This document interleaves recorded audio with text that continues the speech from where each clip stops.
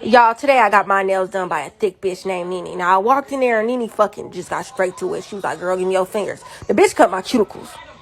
I don't know nobody that cut no fucking cuticles. So, let me show y'all what I want. This is what I wanted. I sent her the picture. I said, I want this. I ain't seen nothing like this on her page, so we tested her to her limits today.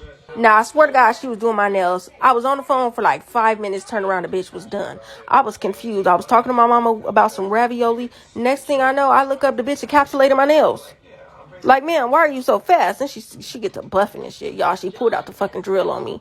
I was scared as hell. My teeth started hurting, and I thought the bitch was gonna cut me, but she didn't. Miss Nene did good. Now, the bitch buffed my nails so motherfucking tough. I swear to God, I had scratches on them. This how my nails look after her little aggressive ass was done buffing the shit out of me. Now, you know your nails finna be good when you put it in the gel dryer and the shit dirty. That's how I knew my shit was finna look good. Now, look at her.